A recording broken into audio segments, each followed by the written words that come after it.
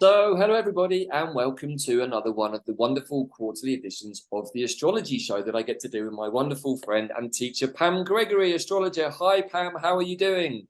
Right, wonderful to be with you again, David. Always look forward to these, and yeah, strong energy coming in. So this is going to be wonderful, wonderful sharing. Thank you again for having me and giving me this opportunity to share with you. Right, and of course, actually, in the past, we often used to host this show on wisdomhub.tv, but that actually now is going to come down offline after many years in service, and we're going to be hosting this particular edition on quantumplanet.world, which is our newer visionary platform, actually, for all things to do with astrology and healing and Mother Earth and many other things. So please do check out quantumplanet.world, and if you have something interesting to share, like our joint friend Randy Hatton did with his water, and we're going to be featuring him on that platform, then please do let us know, because we want to hear from everybody who's got quantum technology being downloaded into their space at the moment, because this is really what this whole process is about. So I'm hoping today, Pam, that the astrology of the upcoming equinox, which is going to be a Libra equinox, if I'm not mistaken. Correct. Seems very, very opportune, because Libra is all about balance and also about making sure that the scales are balanced in, well, the right way, which would be in our favor, I guess. But what can we say about this upcoming equinox, Pam? Where would you like to start? Yeah, so much. I just think a general point about equinoxes, which I've talked about in the past, but it's good to remind everyone because it's quite exciting, is around equinoxes, there's something that occurs called the Russell-McFerran effect. Okay. And it's called Russell-McFerran because those are the guys who discovered it about 75 years ago. It's been studied for about 75 years. But what happens is that around the equinoxes, particularly, the solar winds create cracks in the Earth's magnetosphere. Now, the Earth's magnetosphere has already dropped significantly over recent years, but it creates cracks. The smaller cracks can be the size of California. The bigger ones can be wider than the entire Earth. Wow. And that means that the Earth's magnetic fields can directly connect with the sun's magnetic fields and bring in information directly from the sun. Now, whether the ancient peoples knew this scientifically or whether they just intuited that these were times that they could download high-level information more easily, I don't know. But as we're aware, they had ceremonies around solstices. But here it's very much around the equinoxes that this Russell-McFerran effect happens. I've got a link which we could put under the video, in fact, about it. Amazing. I think that's super interesting too, because we know that we're passing through this, the photon belt, and the light is different. And it's kind of like, you uttered the immortal words, I recall on the show some moons ago now, about it all getting a little bit rock and roll. I think that was probably sometime in 2021. And I would posit that it hasn't stopped being rock and roll ever since. Keeps on coming. It just keeps on coming. But, the wonderful thing is these surges of the solar flares that are upgrading our DNA and also the photonic light. These are the key ingredients that are upgrading us, evolving us at such speed. And, Tim Wilde, whose work I respect, he talks about with Ceres, it took them 300 years to ascend. For us, it's taking 20. Wow. So, and we are actually progressing extremely well energetically. So despite what you're watching on the nightly news, if you are still doing that, and I'd recommend not, we are doing incredibly well. So yeah, Libra Equinox, another very powerful time with some terrific astrology actually to talk about. So shall I put the chart out, David? Yeah, let's get into it. And, as a preface to this, it seems an eternity ago that we did the summer solstice, to be honest. I know, lifetimes. Yeah.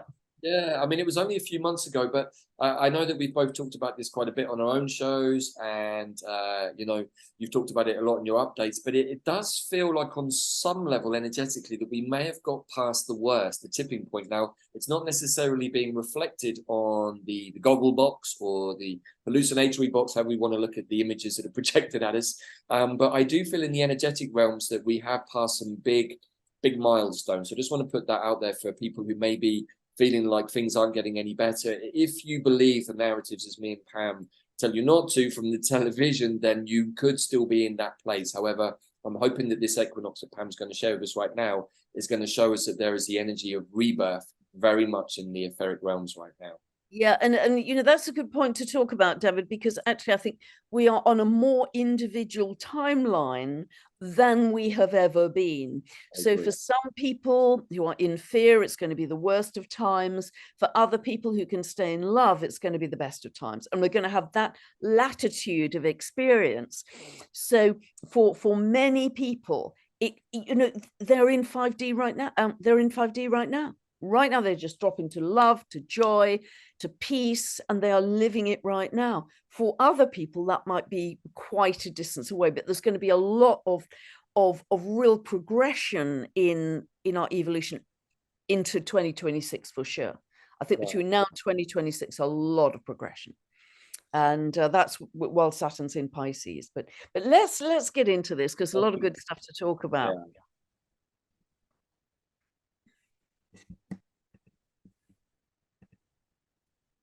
Yay. So we crossed the first hurdle today, which is mastering the technology. Yes, I'm on a different computer through some technology traumas. So anyway, the Libra Equinox is, as we know, when the sun enters Libra. So actually, it's quite late this year. It's happening. It'll be actually 8 o'clock in the morning, UK time, British summer time, on the 23rd of September. So much to talk about here. So I'll try and be brisk but precise. So let me start with an out of sign opposition with Neptune. If Neptune was just tipping into Aries here, you could see this more clearly. Actually, it's an out of sign square, isn't it? Out of sign, sorry, opposition. It's been a stressful day. Opposition with Neptune. Now, at one level, that can make us feel confused, overwhelmed. It's all too much. I can't see through the fog. There's a lot of deception. And we can always choose which level of Neptune we live at. It can be, we are birthing this next phase of our evolution in a spiritual context of unconditional love. And that's the one I would suggest focusing on. It's all about where you put your attention. The sun is also in a quincunx here, very tight quincunx with Saturn. And this is a reality check, really. How, with Saturn in Pisces, how are we putting our spiritual ideals into practice day to day? Are we really walking our talk and doing that? And that's a kind of a check to make sure that we are. It's also, and I mentioned this months ago in my Saturn in Pisces video, Saturn in Pisces I see as the dissolution of 3D linear time. And people are experiencing this more and more. Time slippage. Time is not as it was. We're losing density. We're losing this connection to very tight linear time. Now, we've got a beautiful couple of trines between Mercury in Virgo and the moon in Capricorn. And Mercury is also trine to Jupiter in Taurus. So all earth signs, it doesn't quite connect to an equilateral triangle here, but nevertheless, two lovely trines from Mercury. And this is about, again, grounding these new big ideas, big thinking, Jupiter, Mercury, grounding these new big ideas about finance, about currencies, about technology, about food, agriculture, food production, farming, into new systems to make them work like clockwork. And I also feel, although there's very clearly a move towards centralization of digital currencies, Uranus in Taurus, there will be many breakaways of microcurrencies. And I think that Virgo is about tiny things. I think there will be even localized microcurrencies. There will be other options. We are not all going to be herded into any centralized currency, because the direction of travel ultimately with Pluto moving into Aquarius is decentralized. So I think that's very important to keep on your radar. So we also have Chiron here at 18 of Aries in an exact trine to Venus. And Venus, by the way, is in sextile to Mars here as well. So everybody has Chiron in their birth chart somewhere. But when it's in Aries, the keywords for Aries are I am, I exist, I have a center, I am an individual. So there's a wound to the I amness, if you like. So very often in your natal birth chart, if you have Chiron in Aries, there's a sense of I don't have a right to exist. I have no feeling of center, or or identity, particularly in your early life. And then in the birth chart, we can track reasons why that happened in your childhood. But there's a wounding here. Now, what is wonderful here, is this trine to Venus is saying this can now be healed with love, Venus, but also by stepping into your sovereignty in a major way. Leo, stepping into your sovereignty. North Node in Aries supports that. Aries opposing this Chiron is energizing that possibility. And this is almost like the balance of the divine masculine and the divine feminine as well, the Venus Mars. But so there's big potential here for healing any sense of sickness, illness, but also woundedness around this victim consciousness of I don't have a right to exist. And it's done with love, and it's done with stepping into your sovereignty. Almost in every video I talk about sovereignty. Now we have this ongoing all this year of a huge T-square between Pluto and the nodal axis, which I've talked about repeatedly, so go back to previous videos. It also picks up Eris in this tight conjunction to the North Node, and it also picks up here a conjunction to Haumea, 29 of Libra. It also more widely picks up Ceres, which I know, David, you want to talk about in a little while. So this is a major choice point for humanity. And every, so many people are writing to me, contacting me, saying, my life is completely turned on its head. This is a huge choice point. I'm leaving my home. I'm leaving my marriage. I'm leaving my job of, however many years, huge turnarounds. Are we choosing love, or are we choosing fear? Are we choosing victim, or are we choosing co-creation and empowerment? So big, big, big ongoing theme. But what's lovely here is that Uranus is trine to Pluto. Now, this isn't exact, clearly, it's a few degrees off, but this is going to form 5 exact trines between 2026 and 2028 of Uranus to Pluto. And when it does that, historically, that has been incredibly positive for a flowering of creativity for people, a renaissance for humanity. So that's very positive if we're looking down the pipeline, the timeline, but it's already signaled at this Libra equinox. Now, so not only is this, all the things I've talked about already, signaling a new chapter, but what I really want to pick up now and start to bring in the KBOs, Kuiper Belt objects, is there is a, pretty close trine between the Sun at 0 of Libra, Sedna, which has an 11,400-year orbit, at 0 of Gemini, both air signs, and also they are both trine to Pluto in Capricorn. Now that's out of sign, because if it was Pluto was just tipping into Aquarius, it would be all air signs, but nevertheless, it is a grand trine in air. So these are new ideas, new initiatives. I think there's going to be a huge amount around technology, communication. And Sedna and Pluto are actually in this kind of dance. End of an earth sign, Taurus, beginning of an air sign. End of an earth sign, Capricorn, beginning of an air sign, Aquarius. They're both going to be toing and froing from now all the way into the end of 2024. And that trine continues really into 2026. So both have strong themes of, if you know the themes, Pluto is linked to Persephone, who was kidnapped, taken down to the underworld. Hades, hellish, dark, scary, cross the sticks, STXY, finally came up to the light, but it was kind of death, transformation, and rebirth. Sedna, if you heard me talk about the myth, Sedna, she was in a canoe with her father in a storm. Her father threw her overboard to save himself. When she tried to climb back in, he chopped her fingers off and she floated down to the deep.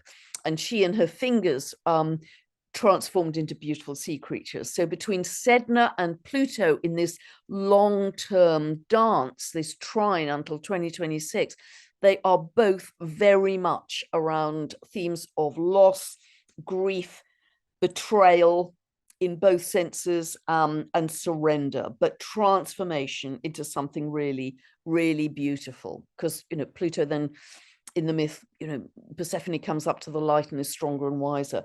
Also, Sedna, that will backtrack into the end of Taurus in November. Sedna in Taurus, I think, was really at this betrayal of nature. Taurus, fixed earth, nature, betrayal, pillaging, raping, polluting. And so there's been a big betrayal there, but we know that the other Kuiper belt objects are picking up these themes and turning them around. And so, but be aware, you know, there's so much that's about loss and death, which we are absolutely, as humanity, going through right now. But the dwarf planets are singing a higher song. They're singing a higher song for humanity. They're picking up a different octave of consciousness. So, and transformation into a different state of being. So technology, AI, be very discriminating, as a lot more AI comes down the road, a lot of galactic contact, which could be wonderful. If the galactics wanted to wipe us out, they've had about 200,000 years to do it, and they haven't done it yet. So I'd suggest they're very benevolent, and are bringing wonderful things to us. You know, they are overwhelmingly benevolent, I think. Otherwise, they would have polished us off by now. But when Sedna started to move into Gemini, it's very interesting, and you can go back and do a Google search on this. This was the time when a very senior exec of Google called Geoffrey Hinton resigned because he thought technology had gone too far.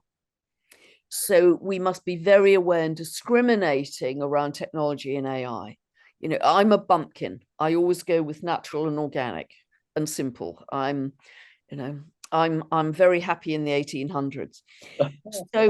So big new cycles are appearing to start at this Libra Equinox. One of the final big pieces I want to talk about is, I'm going through this super speedily, so hopefully we can backtrack on some of this, David, is if we look at the moon here, the moon is forming a cardinal grand cross with some of these wonderful Kuiper belt objects. It's already in this triple conjunction here with Quawa, super close, within 33 minutes, Quawa, and Ixion at 2:14 of Capricorn. Now, Quawa in myth is always about there's a price to be paid for what has been lost. And it comes out of chaos. But Quawa in the myth, which is, you know, linked to the Tongva people who used to live around the Los Angeles basin, knew that they had to come out of chaos, but they had to raise their frequency through song and dance in community, because they knew the energy was then multiplied and magnified rather than just doing it on your own. And through song and dance, they then set their intention and manifested beautiful things. So that's Quawa. Again, it's a turning from what's been lost and chaos and awfulness into joy. Ixion, the two sides to the myth. Ixion had no moral compass. He murdered his father-in-law. Zeus gave him a second chance, and he tried to rape Zeus's wife. He was then tied to a spinning wheel of fire and spinning off into eternity. But the higher expression, and I see very clearly how that's playing out in society right now, but the higher expression of Ixion is he finds joy and bliss through simplicity, going his own way, away from normal society and mainstream, finding joy and bliss in simplicity. And a lot of us are already doing that.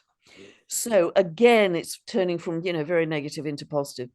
They are both opposing a beautiful dwarf planet or asteroid really called Chaos, that is also on the world axis, 227 of Cancer.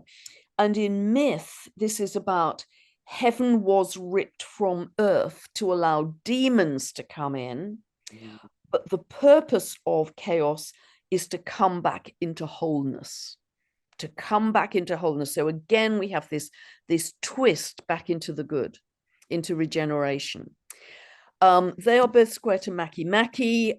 This is linked to the Rapa Nui people, linked to the great sea spirit of Easter Island, and I've talked about this myth where the European sailors came in, they pillaged the land, they brought disease, rats got off the ship, they chopped all the trees down. At one point, there were only 111 inhabitants left on Easter Island. But again, they turned it around. They brought nature back into a stable ecosystem and abundance. They turned that whole thing around again. So it's again, yes, it's about pandemics, it's about ecological damage, it's about depopulation, all very relevant themes at the moment, but it's also about regeneration, as so many of these Kuiper belt objects are. The final corner leg of this Cardinal Grand Cross is Salacia at 8:59 of Eres. Salacia, that I think is very linked to photonic light. She's linked to the sunlight and moonlight shimmering on the sea.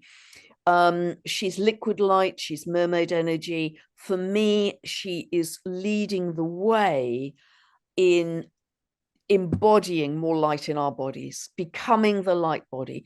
More and more healing technologies that we already have are using light, bring more light into the body. Where we're moving forwards with medicine is light technology medicine, just like the Lemurians did, light technology medicine, because that's what we're made of frequency and light. That's what we're made of. And Salacia, I think, is leading the way forwards in that. And I think that's immensely exciting that she is part of this Cardinal Grand Cross. So, and Haumea, as we know, because I've talked about it many times before, so as Davyd, is again this regenerative principle. Nature was laid waste. She could turn it around with shamanism, with her magic stick, the macalai, and produce wild food always in abundance. So all of the dwarf planet and Kuiper belt objects that I've researched so far, they don't end in misery. They almost start from misery in the myth, and they end in turning it back to a sense of oneness with nature, oneness with the earth, harmony, living in right balance, beautiful, beautiful relationships, such as we had in ancient times, as we did in Lemuria. I think that's one of the key examples, really. So that's a kind of lickety split, fast, high speed movement through the chart. Maybe one very final aspect I didn't pick up, but I'll talk about here.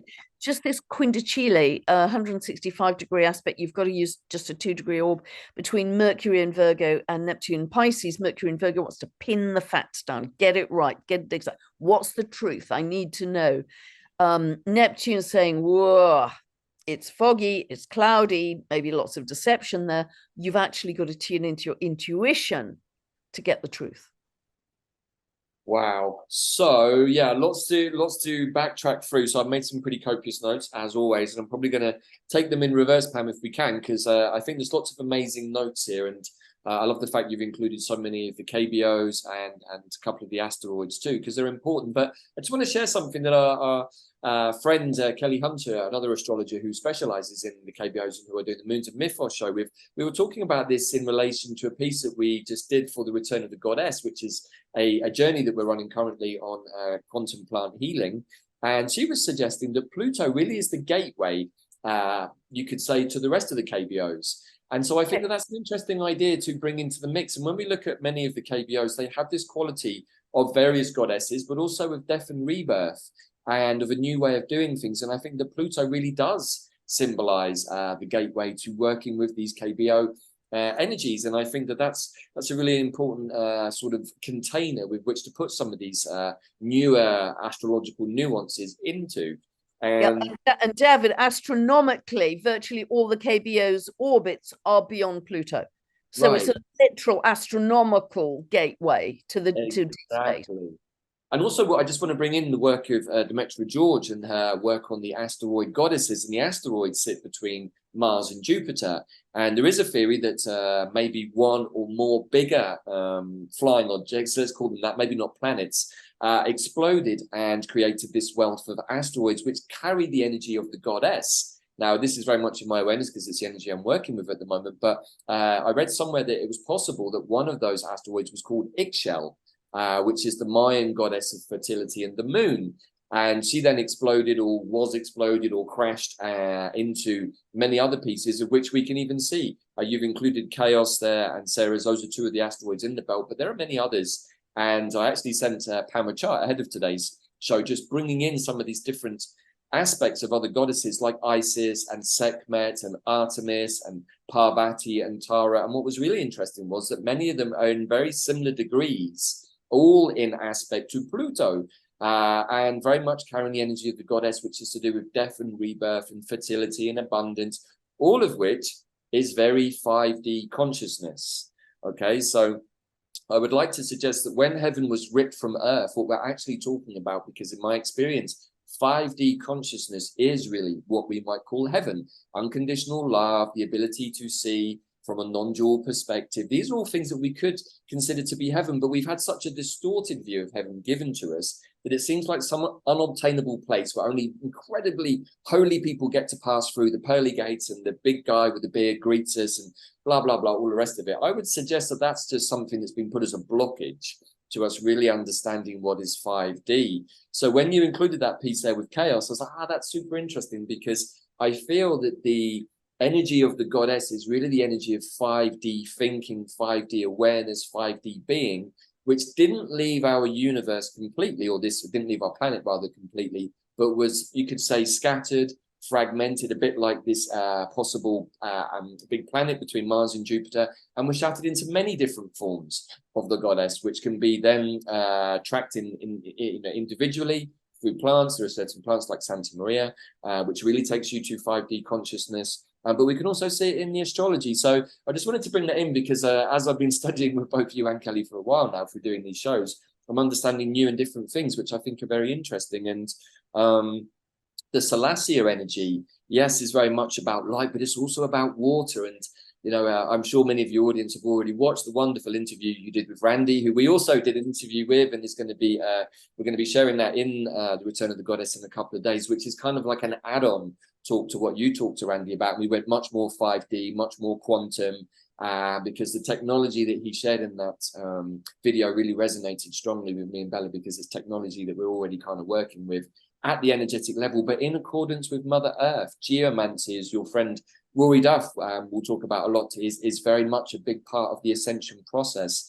And I would like to suggest that getting the internal structure of our water clean and clear is essential if we want to receive these higher light codes from the universe, but mostly from our higher self. You know, we're talking about the blueprint of our life, our state of being that is coming, well, it's coming from us. But if we are living in a dirty container with dirty, polluted water, the message is going to come through either a bit like your recent hard drive is going to come through a little bit, well, not working, or we're going to get mixed messages or something like that. So I think the water and light are super, super important. And I'm so glad that you brought those into this piece, because I think that we have to get our water clean, get our own water clean. And then with the likes of people like Randy's technology, we want to get the lakes, the rivers, the streams, the seas clean, because Mother Earth also wants her waters to be cleaned up. And, you know, one of the sad things I see time and again in Latin America is the completely dead, polluted water that runs through the cities. And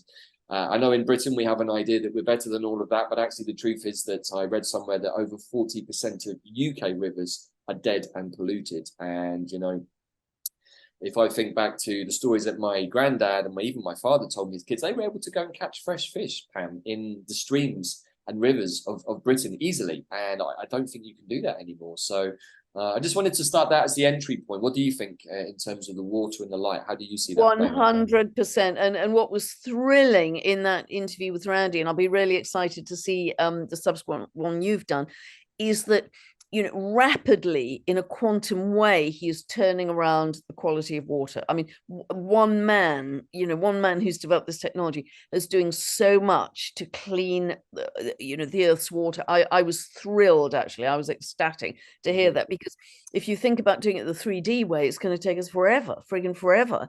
But you know, he's doing it simply by using his energy and using his technology. And that is mega exciting. But that's quantum. That's where we're headed. That's 5D. Right. Fabulous. Exactly. And I think that's such a wonderful point, Pam, is that when we get to being in a 5D state of awareness more often, we don't have to spend years and years, oh, it never changes, it's always going to be like this. So that's a program. It's an absolute program we've been given, because at a quantum level, as I know from doing the healing work, when something is removed, it's removed. All it takes is for the person doing the work to be able to observe it and have confidence that it's removed. What stops it from happening is doubt, which is where the 4D aspect of ourselves, the emotional realms, can get programmed or triggered by messages, propaganda, narratives, etc., etc. So yeah, don't tune into those too much, because if you believe those, you'll stay very much in your 3D body, which actually is great for moving around in the suit, but it's not so great for downloading higher technology, which all of our higher selves have. And I think that that's the really exciting piece that Sedna offers us.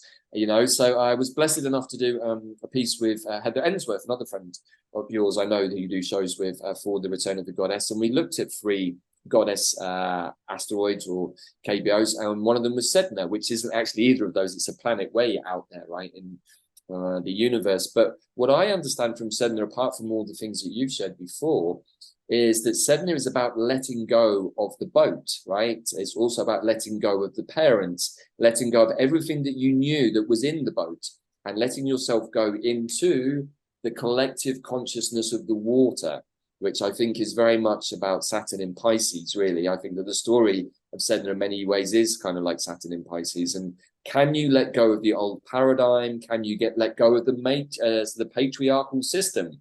The one that gives you sometimes a roof over your head, food on the table, money, etc., because it's easy? Or do you say, hey, no, I can do it by myself now? And actually, not only do I want to do it by myself, I want to do it in conjunction with many others who want to do it by themselves. So maybe if we all do it by ourselves, but together, we can be like Sedna at the bottom of the ocean. So I think spot on, Davyd. Yeah. Absolutely spot on. You are speaking the symbolism. You're speaking the astrology, because the father in astrology is Saturn. Saturn rules Capricorn. So in the myth, it was the father that chopped her fingers off. So that was absolutely the betrayal by the patriarchy, Saturn.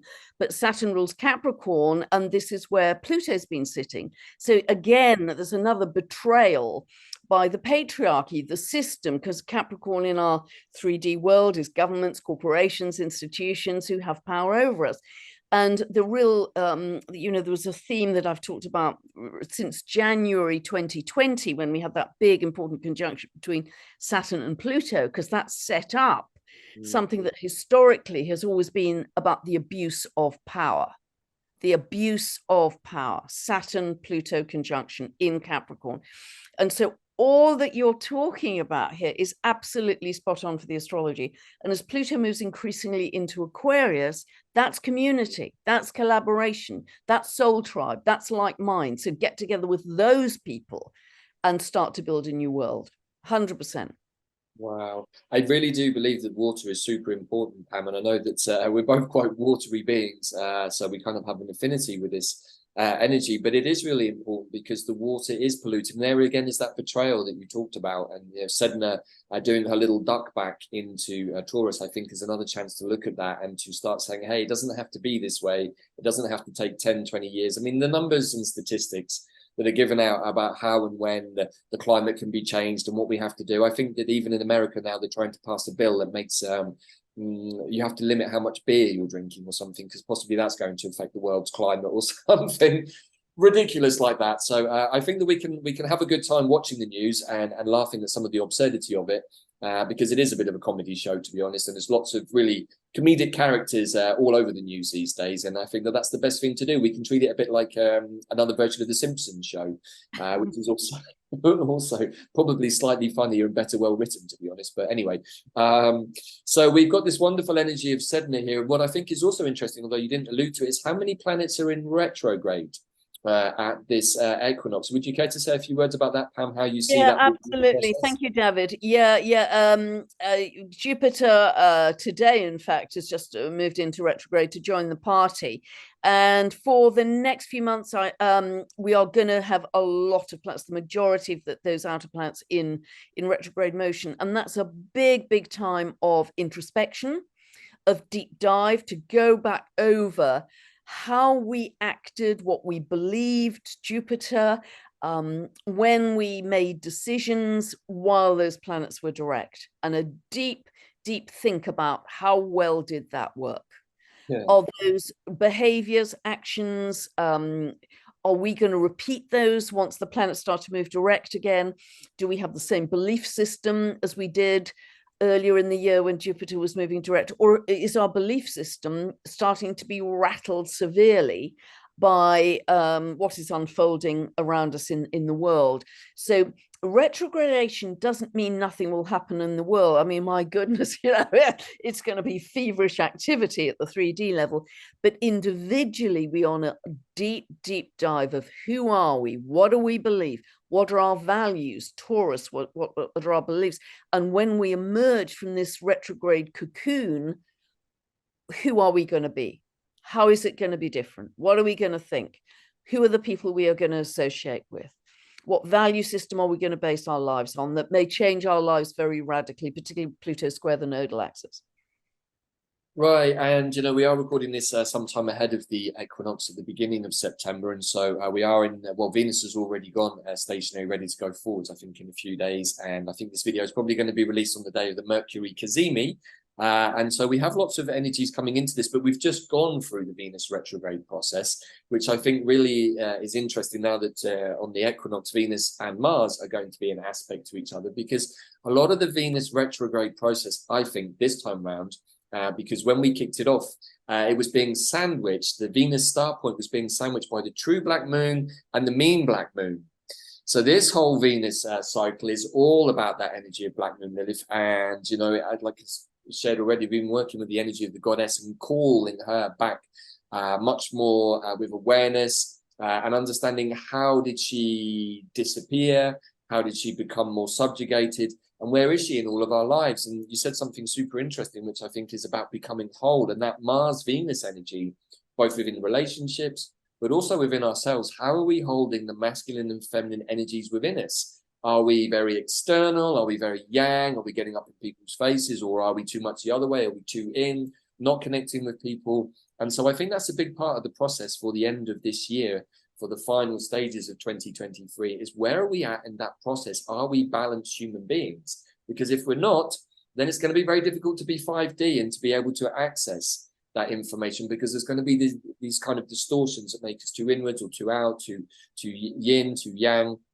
And so I think you referred to that somewhere. I can't remember. It was one of the, I think one of the KBOs about becoming more whole again. And chaos. Right. So Libra, the balance, the balance, but also Black Moon Lilith, as you mentioned, David, and also Eris, very tightly conjunct the North Node right now. These are divine feminine entities who are all about sovereignty, Black Moon Lilith would be, the whole myth about would not submit to Adam in the Garden of Eden. Eris is all about being excluded from the wedding on Mount Olympus. Both stand in their sovereignty and will not relent. They are utterly uncompromising. They will fight to the end for sovereignty and truth and justice and a fairer society. Right, which are probably all things I would guess that both me and you and all of our audiences would concur with. But how do we get to that place? And I think that that's the journey that we're on right now. And I think sometimes there's too much emphasis, even in the spiritual community, but also in the wider world, of looking outside of ourselves for somebody to provide us with the answer. And, the last 3 years have shown us really what can happen when you give your power away, particularly around your own health, to other individuals. And if you think about it from a logical point of view, it's kind of absurd for anyone else to know more about you and your health and your well-being than you do.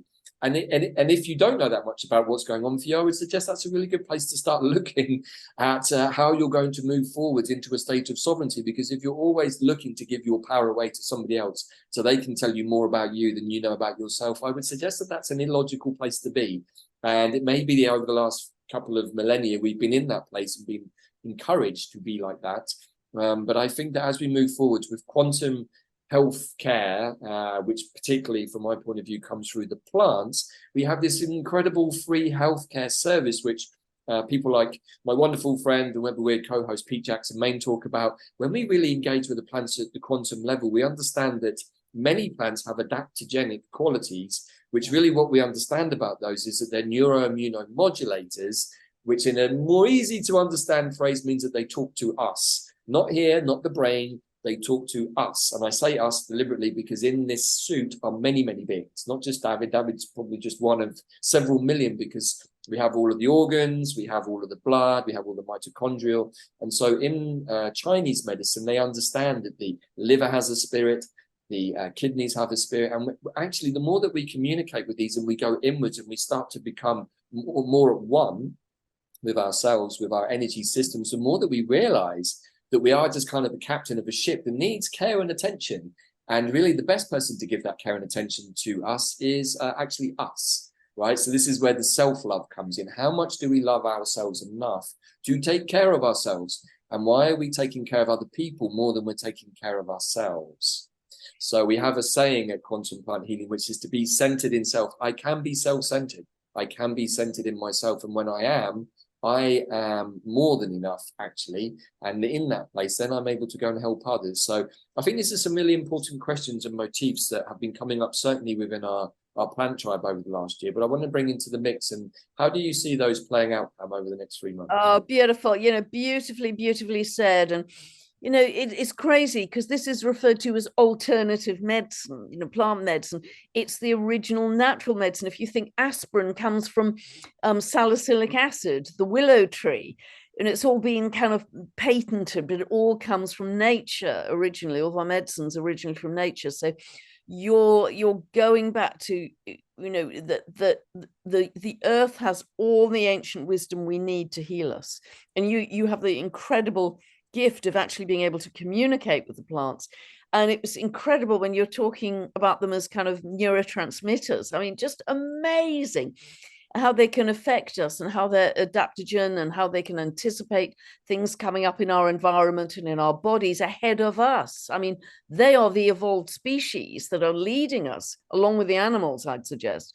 We're the barbarians in this. We're lagging behind. And it's immensely exciting that we can go back to that kind of natural and organic route, which many of us are doing, because although we are all on more individual timelines than we have ever been, there are two broad collective timelines at the moment. One is very technological and synthetic. The other is absolutely natural, organic. And I know which one I'm headed out on. Absolutely. So, yeah, I think that's really beautifully said, and bring it on, I'd say, because the plants have such magic about them. There's even this thing which I'm sure you're aware of, Davyd, where it's said that if you spit on a seed when you plant it, the plant will produce whatever your body is lacking as well. Right, that's so true. Phenomenal. And also there's the idea that the gut flora in our stomach is able to communicate with the microbiomes in our garden, which is what I believe from a quantum perspective gives us the idea of that the plants that we need, the medicines that we need, always grow within about a 20 meter radius of where we actually go to sleep. And I wondered about that magic for many years, and I came across a wonderful now past medicine man from South Africa who posited this idea. And actually also there's a tradition in the Amazon that when a maestro wants to pass, they call it the mariri, or the essence of the plants that he's died with, he spits, and then he gives that to his students, and then they absorb that, they take the spit on, and so within that is contained all of the energy or the essence or the spirit of the maestro's plant spirits that he has with him. So it's a way of exchanging or transmitting the information that quantum intelligence has. And again, we work a lot with essences, and currently working with Tulsi, which is another goddess plant from India, or is known from India, is connected to the spirit of Lakshmi. But Tulsi is another adaptogen and actually has the capacity to connect us to many different energies. But I just want to loop across the chart now that you've prompted me to Ceres. Now, here Ceres, I think, is at 3 degrees of Scorpio and is now past Haumea at 29 degrees of Scorpio, correct? 29 degrees of Libra, yep. Sorry, 29 degrees of Libra, yes, he's about to go into Scorpio. But when we started the Return of the Goddess journey on the 30th of August, Ceres was actually the other side of Haumea at 25, I think, of Libra. and in between was the South Node. And I thought this is really interesting how the node was being balanced by Ceres on the one hand, who's a goddess of fertility, of the grain, of corn, but also of what's in the earth, including the mycelium, the tree roots, and all of these wonderful things that can be exchanged energetically, but also through the the connectivity of the web of life or the web of weird. And then on the other side of her, we had Haumea, who was kind of like offering us this potential. Hey, look, here's the possibility of rebirth. What's also interesting is I looked up, there's actually an asteroid called Hawaii, which if you get a chance out there, anyone listening, you can pull up on one of those charts. It's very interesting to see where Hawaii's placement is right now. It's a story for another time, but very much linking to what's going on. But what I understood was that the islands of Hawaii have the potentiality to be a place of rebirth for the planet, which I think is super interesting considering what's been going on there right now, but also is very much connected to the ancient, more etheric,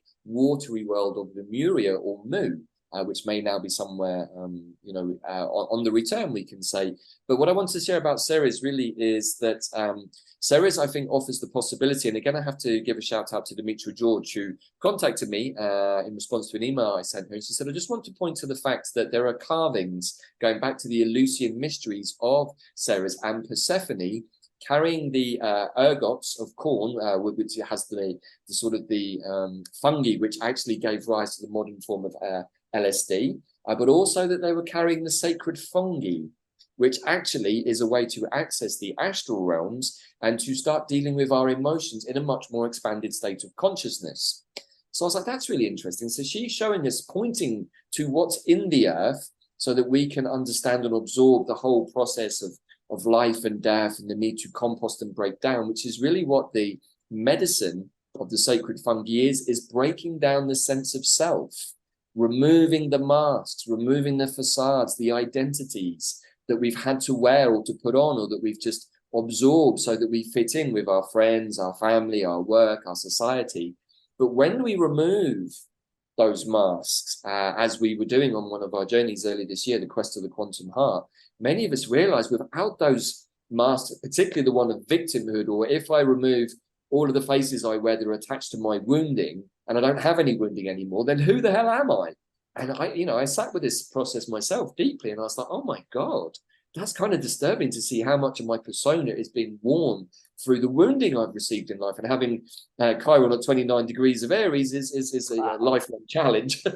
So I kind of had that one quite deep. But I just want to share this because everything you've suggested to me and what Ceres is pointing to is, are you ready for an expanded state of consciousness? Have you broken down your sense of self? Have you removed all of the masks so that when Haumea kicks in with the death and rebirth process, which she's balancing now at the 29th degree of Libra before she goes back into Scorpio, it's like she said, hey, we're going to have a little taste of this, but oh, you're not quite ready. You need to go back and have another little look at what's going on here so that when we move forwards, we're ready to really go with this energy. And I think that that is perhaps some of what this retrograde process is, and even particularly Venus that we've just finished with is showing us. It's like, well, you think you're ready to go, but are you ready to go? Have you cleaned your waters? Is your vessel, your sacred vessel, really, is it carrying that inner light of purity that Vesta shows us? And or has the flame gone out, actually?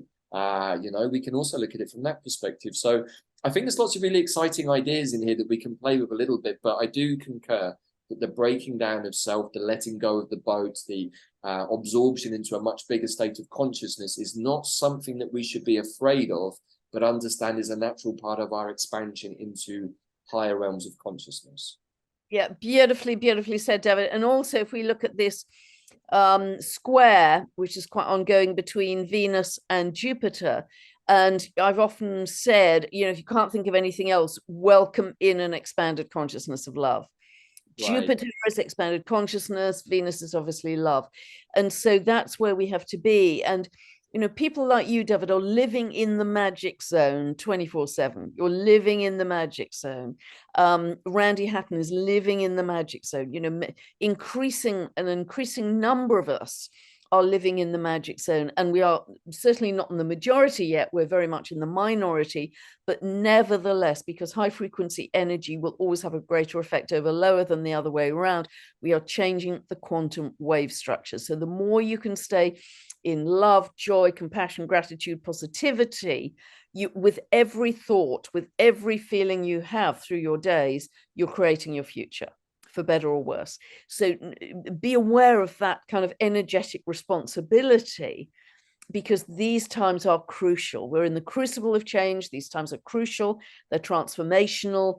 It has never, your choices, your state of being, they have never been more important than they are right now. So almost be, I don't want to say a thought policeman so much, because that sounds a little bit controlling, but be very conscious and wise and aware of your state of being through your days. And if you just think, well, I'm just, a housewife at home on my own, great. You're in control of your state of being through the day, particularly if you're on your own.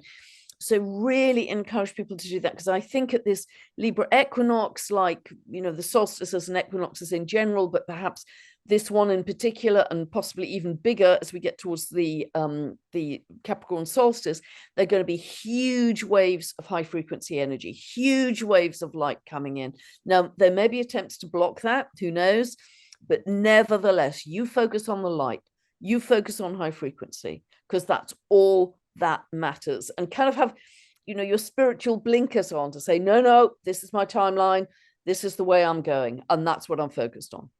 Absolutely beautiful, Pam. Yeah, I totally agree with that. And also, at these equinoxes, the balance between light and day is balanced, it's perfect, right? But after that, we then head down into the darkness for the period up until winter solstice. Many people are afraid of the dark, but if we've done our homework and looked into the shadows of our energy field, then when we go into the darkness, what we're really doing is going into the womb space. We're going into the void. Another wonderful medicine, again, the sacred fungi helps us with that, because it's about breaking down and going into the void and not being scared of the dark. Being Scorpio, the dark is our friend.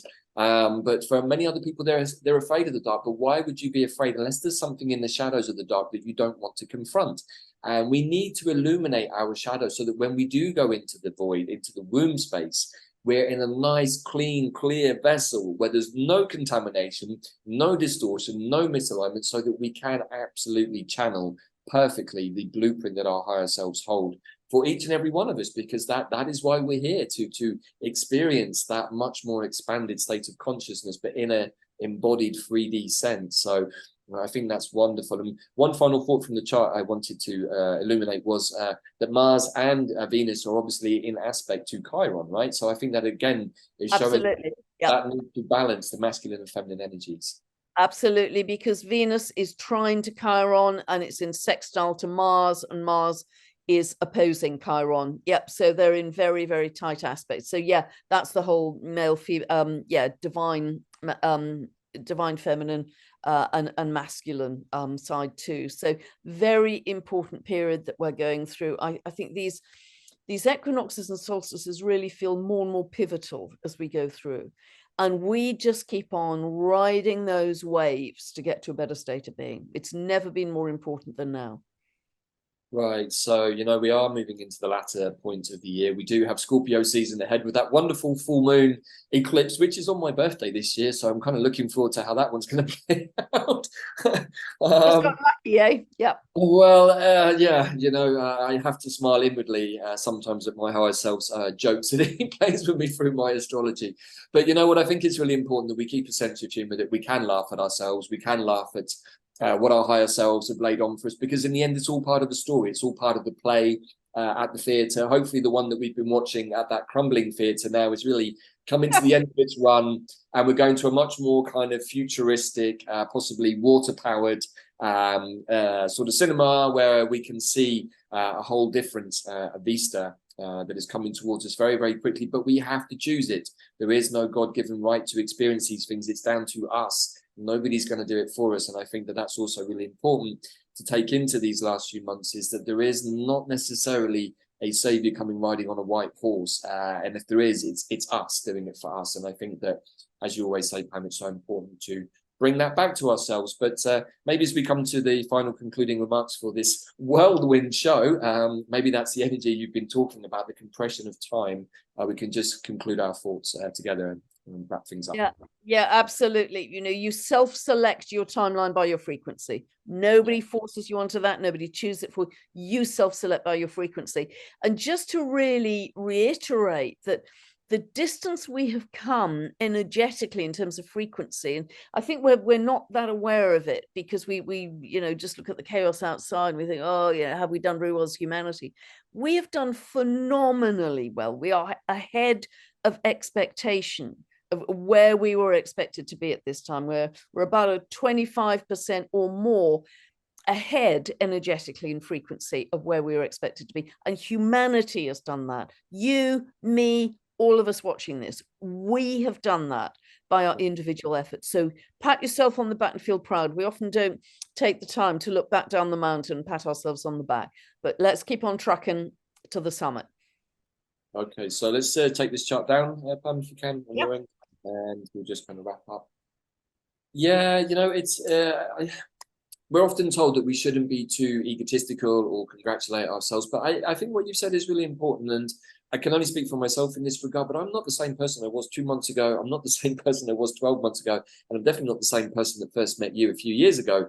And, you know, I think that when we step into the place of trust, we step into the place of the energy of the goddess. She wants everything to be good for us, but she also wants to be in a clean vessel. And why not? Why should an energy like that want to come into a dirty vessel? And, you know, I think I just want to point people who may be new to watching some of these videos, please do look at some of the immersions we've done on quantum plant healing. A whole trajectory of plant immersions was laid out, starting with the plant that makes us the most present, which is our good old friend Dandelion, who's very much connected to the royal noble heart of the lions. And, you know, we are working with the energy of the goddess at the moment, but we've had some amazing journeys working with the journey to the Rainbow Bridge, and also quite a few other amazing plants too. So please do check that out, everybody. We're giving the site a little bit of a revamp right now, and there's a nice, easy to flow chart there. But what would be your final wrap up thoughts, Pam, as we head into this final section of the year, and how do you recommend to people they can get in touch with their quantum selves? Yeah, I would just again say be absolutely rigorous in catching your post-it notes all over the house. You know, what's your frequency? What are you thinking about? Stay in love, stay in joy, stay in gratitude, stay in compassion, stay in peace. So literally stick post-it notes on your fridge, your kitchen cupboards, your bathroom mirror. What's your state of being? What are you thinking about? And if you're going into doom and gloom, flick it. I'm welcoming in an expanded consciousness of love. And do anything. Look at a blue sky, listen to birdsong, stare into a flower. Simple, simple, simple stuff. Hug a pet, hug a child, hug a tree. Simple to flick you quickly into a better state of being. And I know I bang on about these things a lot, but they work for me. This is the kind of stuff I do day to day. They work for me. Right, beautiful. Thank you for saying all of that, Pam. And again, you know, I think we always share from the place of our own direct experiences, and each and every one of us has to find what works for us. But I know that we both definitely suggest the idea of being in nature, being under a tree, and all of those wonderful things. And also, again, everybody, please do check out what is the level and quality of the water you're putting into yourself. If you're telling yourself that the tap water you're drinking is really, really good for you, I would question that there is any really good tap water anywhere in the world. Definitely look into how to purify your water, because you want to put good stuff into yourself. And if you're putting lots of junk into your body, I'd have to ask why, really, you know, for the same reason we should be asking why about many things. Why am I giving my power away, etc., etc. So, look, thank you again, Pam. Such a wonderful chat. Always love doing these. Thank you for sharing your wisdom and your heart and all of your enthusiasm for the New Earth process. Thank you, everybody, for checking in today and listening to this wonderful preview for the Libra Equinox that is coming up on the 23rd of September. And most of all, everybody, stay in your hearts, connect to yourself, because when you're in your hearts, you're really connected to your higher self. And that is the energy of 5D, the goddess, fertility, abundance, and unconditional love. So keep it real, keep it empty. We'll see you all again very soon. Lots of love, everyone. Bye for now.